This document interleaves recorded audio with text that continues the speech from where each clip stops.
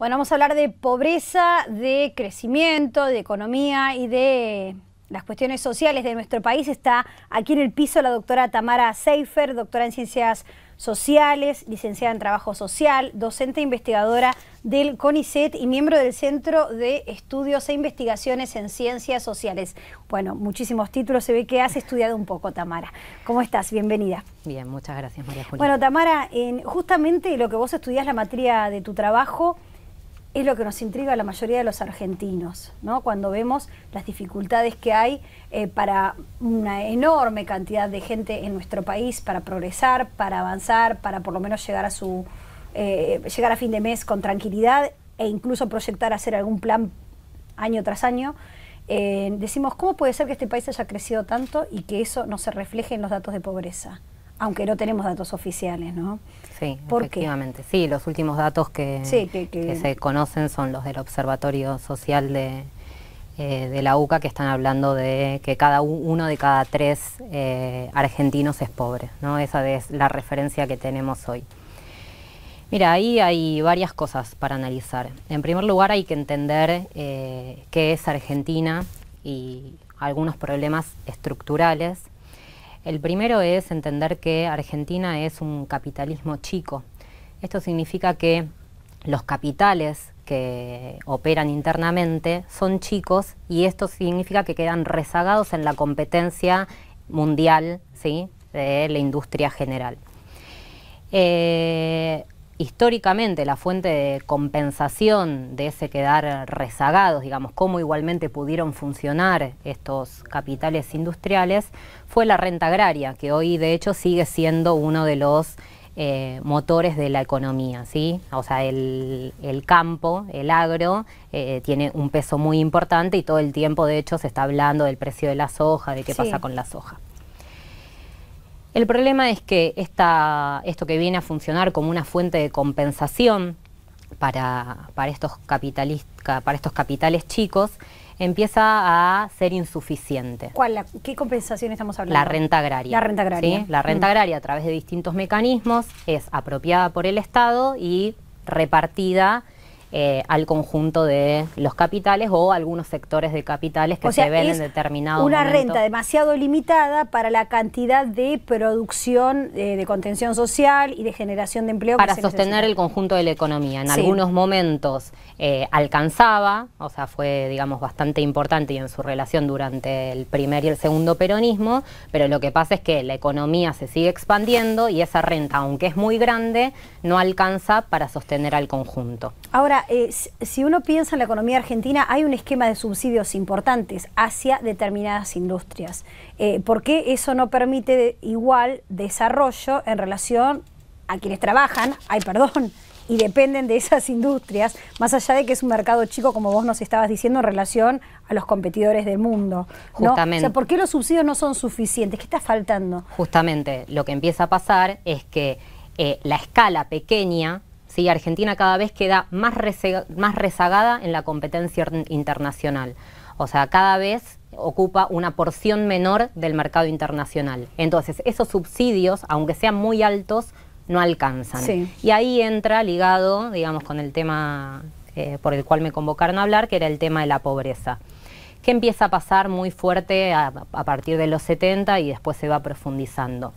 Que surge una segunda fuente de compensación para estos capitalistas, que son los bajos salarios, la desocupación y la pobreza. Es decir, encuentran ahí una fuente extraordinaria de compensación para su ineficiencia, ¿sí? O sea, ya no pueden funcionar pagando salarios normales, los salarios que los trabajadores habían conquistado a lo largo de la historia, sino que se bajan los salarios para compensar esa ineficiencia. O sea, para que tengas una idea, después nos metemos, si tenemos tiempo, un poquito más, los salarios promedio de la década kirchnerista entre 2004 y 2014 son aproximadamente la mitad de lo que eran en el año 75, en términos de su poder adquisitivo, de lo que los trabajadores pueden comprar con ese salario. Y en términos, en relación, o sea, porque el gobierno siempre alude a comparar la actualidad con el peor momento de la economía y del país, o sea, con la crisis del 2001, el momento más, o sea, siempre vamos a estar mejor que ahí, a no ser que nos transformemos en un país que nadie quiere que nos transformemos, ¿no? Pero digo, en relación a los 90, por ejemplo, ¿hay más o menos pobres? En relación ¿Hay más a los o menos 90 desarrollo? estamos más o menos igual en términos de pobreza y en términos de salario. O sea, lo que se ve es una leve expansión, digamos, en el último tiempo. Entonces vos tenés que, hay como ciertos ciclos de cierta recuperación ligados con los momentos, digamos, más bajos del ciclo. Como vos mencionás, si yo evalúo todo y comparo todo en relación a 2001, 2002, 2003, todo va bárbaro. Cuando yo miro hacia atrás, el panorama es diferente. Y lo que se ve es en realidad una tendencia más de largo plazo, digamos, si uno saca, digamos, esos movimientos cíclicos menores, de empobrecimiento general, por lo menos desde mediados de los 70. Eso entonces tiene que ver con que ni siquiera, no este gobierno y no ningún gobierno anterior ha logrado romper con el esquema de dependencia agroexportadora de nuestro país, primaria, porque yo digo, si nosotros ese es nuestro fuerte, y en ese sentido sí podemos ser competitivos a nivel mundial, ¿no se podría haber agregado valor en el área agropecuaria, por ejemplo en la tecnología, que tengo entendido que hay tecnología muy de punta relacionada con los agronegocios, para poder competir a nivel internacional, por ejemplo en ese área? En ese área sí es competitiva Argentina a nivel internacional y de hecho el campo está absolutamente tecnificado. El problema es en todo caso qué se hace con los recursos y con esa masa enorme de riqueza como es, por ejemplo, la renta agraria. Digamos, y lo que se ve, y que eso es algo que se repite en la historia y pone en discusión esta idea de la existencia de modelos diversos, ¿sí? De un neoliberalismo y un nacional populismo, es que lo que se hace con esa riqueza es se dilapida entregándola, fragmentándola a todo este cúmulo y los múltiples capitales que son ineficientes. En vez de producir en aquellas ramas en las cuales se podría competir, unificar, agrandar la escala y hacer una industria competitiva, lo que se hace es se fragmenta y se dilapida. De todo el estudio que ustedes han realizado, ¿existen dos modelos entre lo que sucedió económicamente, macroeconómicamente y a nivel social? Estoy hablando del 90 y estoy hablando de los 2000, 2003 ahora. ¿Son dos modelos distintos? Mira, en dos sentidos no. Por un lado, en esto que estábamos mencionando, respecto de cuál es el papel fundamental que cumple la renta y la producción agraria y agropecuaria en relación a la industria. Y por otro no, en relación, ¿cuál es otro de los planteos respecto del cambio de modelo? Que es, el Estado se habría retirado durante los 90 y que durante los 2000 lo que vemos es un retorno del Estado, un Estado presente, exactamente.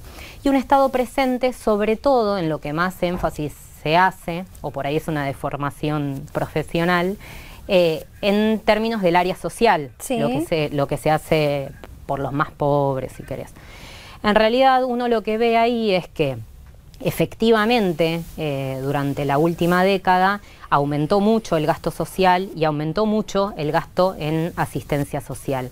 Pero eso no es algo exclusivo de la década kirchnerista, también se ve durante el menemismo, por ejemplo, y se ve previamente. Así que ahí tenemos que pensar, o no hay un cambio de modelo, o Menem era parte del gobierno nacional y popular como los Kirchner. Y es más, te voy a decir, cuando uno hace comparaciones internacionales, nosotros tenemos algunas comparaciones hechas en la región, con Brasil, con Venezuela, se ve el mismo proceso de crecimiento de gasto y de crecimiento de la asistencia, y aún cuando uno compara con Estados Unidos tiene niveles de gasto social más elevados que Argentina y crecientes también históricamente.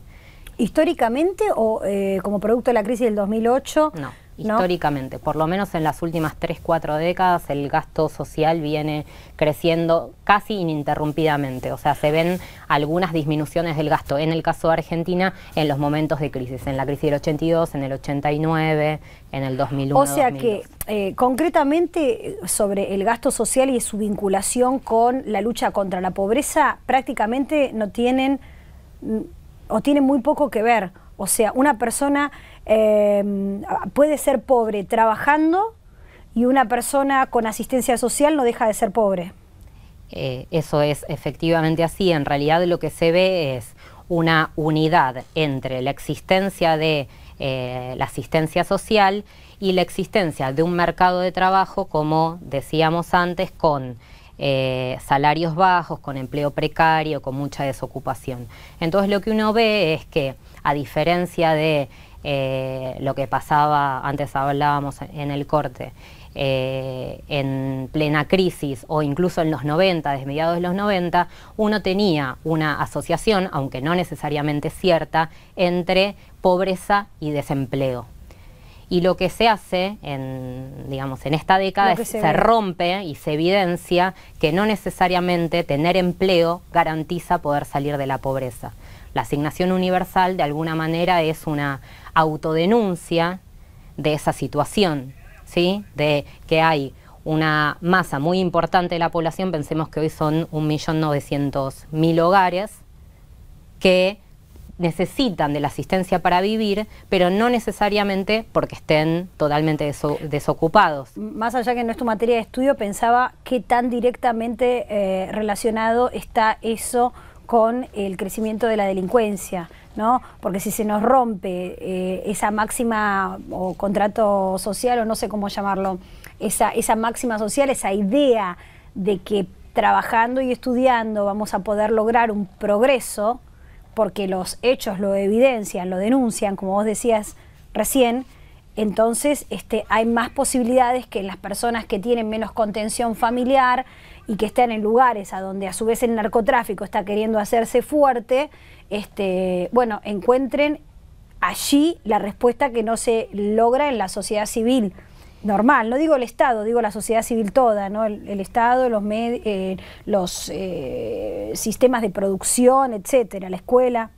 Sí, ahí, digamos, hay que señalar dos cosas. Por un lado, estamos hablando de un tipo de delincuencia y no de toda la delincuencia, sí, porque la gran delincuencia pasa por otros carriles. Lado, sí, totalmente. Pero efectivamente, la delincuencia que tiene que ver con la violencia cotidiana, con los robos, con los homicidios relacionados con el ataque, digamos, a la propiedad privada de los trabajadores en general, que además son las principales víctimas de la delincuencia, está asociada a este proceso general de degradación. Ese proceso general de degradación, de empobrecimiento general, se expresa en distintos ámbitos de la vida social.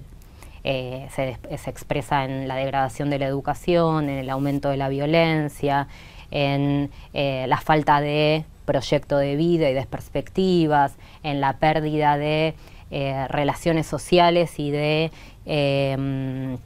como de respeto hacia la vida del otro y hacia la propia, en el avance del consumo de drogas baratas. Digamos, tiene un montón de manifestaciones que bueno, nosotros tratamos de investigar también desde distintos grupos. Es una realidad tan compleja que digo, ¿hay alguna manera de romperla y de mejorarla? ¿Hay alguna posibilidad de que efectivamente en nuestro país algún presidente decida cambiar esa matriz estructural? ¿O así es el sistema capitalista? Así es el sistema capitalista y también se puede cambiar el sistema capitalista. El problema es cómo, digamos, se cambia. Argentina tiene una experiencia, una tradición de lucha muy grande y el problema es cómo se canaliza esa experiencia y si hay posibilidades de plantear otra perspectiva. Desde nuestro punto de vista no es un problema de voluntades de gobiernos individuales y de hecho con estos datos que yo te traía lo que se ve es que más allá de la retórica lo que hizo Menem en términos del gasto social, por ejemplo, no es muy distinto de lo que hizo el kirchnerismo y lo que puede ofrecer hoy un Massa, Carrió, Macri, tampoco es muy diferente. Fíjate que en los temas generales de la agenda comparten la mayoría de los puntos, y los pocos puntos que aunque sea retóricamente se diferenciaban, en los últimos meses el kirchnerismo adopta claramente el programa que supuestamente era de la oposición. Ahora, vos decís que más o menos lo que hicieron a nivel social o el gasto social era muy semejante entre el menemismo y el kirchnerismo. ¿Notás si lo que hubo es una diferencia, me parece a mí, muy importante en cuanto a la expansión de la jubilación y a la suba de la jubilación, ¿no? Porque había muchos excluidos, ¿o no? Sí, sí, no dije que era similar. Lo que digo es que hay una tendencia creciente que es histórica. Entonces, que vos no podés entender la expansión de los últimos 10 años por una voluntad simple del gobierno de turno, sino que tenés que ver la tendencia de largo plazo. En términos de la importancia que cobra el gasto social y el gasto asistencial en la última década, ahí lo que se ve es la unidad justamente con este mercado de trabajo que funciona con empleos precarios y con bajos salarios. Es decir, no se puede diferenciar o separar, escindir eso que aparece como lo bueno de lo que aparece como lo malo, lo que no nos gusta. O sea, eso que se llama el modelo es la unidad de esas dos cosas, ¿sí? Existe la asistencia social, existe la asignación universal, porque existe un mercado de trabajo precario que es necesario para la reproducción de estos capitales ineficientes. O sea, en una economía sana nadie necesitaría que le subsidien con tan pocas monedas para llegar a fin de mes. Efectivamente, y fíjate incluso de qué niveles estamos hablando. La asignación universal promedio hoy que recibe una familia, que es la de 2 hijos promedio, cubre un 11% de la canasta alimentaria de los organismos no oficiales, un 42% de los organismos oficiales. O sea, ni siquiera alcanza a cubrir la canasta de los organismos oficiales. ¿Cuáles son las sugerencias, las propuestas para un posible cambio? Las propuestas para un posible cambio, bien.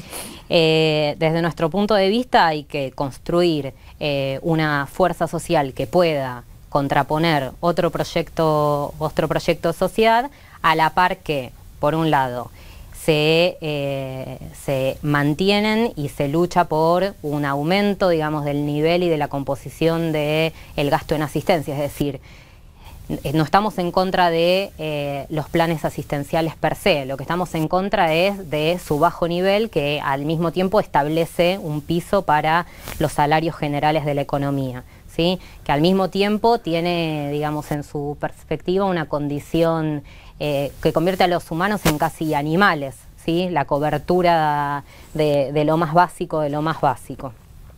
Eso por un lado. Y por el otro lado implica la construcción, digamos, de ese otro proyecto de sociedad, que implica pensar esta industria que yo te decía, cómo pensar, digamos, un proceso de industria que realmente pueda competir en el mercado mundial. O sea, que en vez de dilapidar esa riqueza de la cual, digamos, nos vemos presos. No, iba a decir cautivos. Bendecidos, pero es muy religioso. Por las tierras, digamos, que ocupamos, en vez de dilapidarla, utilizarla para generar una industria que sea realmente competitiva a nivel internacional, y que eso puede llevarnos a dar un salto cualitativo. Por último, cuando empezamos a hablar sobre qué posibilidades reales de desarrollar industria competitiva tenía la Argentina, hablamos de los agronegocios. ¿Qué otras áreas están por desarrollar y podrían competir en el mundo? Mira, o sea, yo te puedo hablar, digamos, de algunas ramas que nosotros tenemos investigadas. Sí, o sea, claro. No de todas, no. Y en todo caso requiere, digamos, un proceso de investigación. Sí. Techin, con los tubos sin costura, tuvo una historia de inserción en el mercado mundial exitosa. Arcor tuvo una inserción en el mercado mundial exitoso. Ahí asociado más inmediatamente con las mercancías agrarias, ¿sí? Porque Arcor, digamos, su principal insumo es el azúcar.